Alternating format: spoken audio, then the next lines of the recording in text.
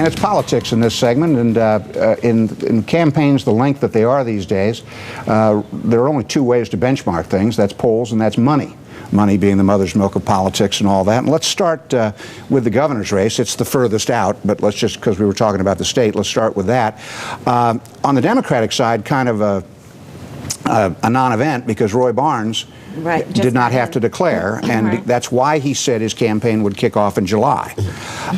So the big kahuna of money raisers in Georgia, Roy Barnes, didn't declare, but Thurman Baker surprised some people, Jeff. He raised some money, and DuBois Porter raised $230,000, and David Poitras raised, what was it, $150,000? Yes. But he said he got contributions from all 159 counties.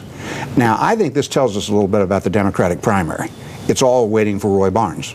Well, you're right. And also Thurman Baker, as a footnote, has to return a lot of that money because some of these are lawyers that do business with his attorney general's office, and that is just wrong. And to his credit, he's having to return that money, but that really puts his treasury to zero. I don't think that it's wrong at all. Well, it's not against the law. It's an office that he is obviously giving up, and I don't think that there's anything wrong with it. It's not against the law, but it's wrong. Because of the way we've set up our judicial system here, you know, lawyers in a courtroom can contribute to the judge.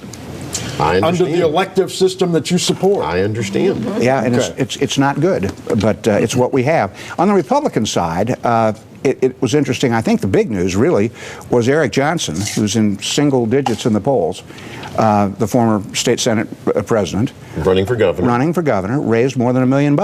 And that was quite a tribute over the last couple months just to raise that. And now he did re-gift. I mean, he had money in his lieutenant governor's account, and he was able to move that into his account for governor. But still, it was an impressive number. And other couple of things. Nathan Deal raised, what, almost $1 million. Almost $1 million. Almost $1 million. He did loan himself some money, which is not good at this point. And I'm told that a lot of his contributions are from industries that really have congressional interests where he currently serves, pharmaceuticals, that sort of thing. And Karen Handel kind of slowed down her train a little bit. She raised some money, but she only has $400,000 in cash on hand, well below the others. I guess that's because she was the first to add staff. Is that? Would you guess? I think she raised $400,000. Actually, only has $300,000. Okay, I can't do the numbers. I'm just. They're all too many digits for me. It's a lot of digits. But I think that's because she added staff. She's got upholsterers. She's got communications people, and that drains it. The others have not really haven't really done that yet. Any conclusions to be drawn from the first round of fundraising, first major round of fundraising? Would you like to go out on a limb on anything? No, I think they're where they all want to be at this point. And now, in this economy, though, I noticed that all the fundraising is down. Everything is down. You can't tell because you don't have Burns's numbers. So until you get Burns's numbers, you're just not going to know. The question isn't just how he's going to affect the Democratic side, but how's he going to affect the Republican side? Believe it or not, this guy's going to have a lot of Republican business support. In fact, they've been encouraging him to run.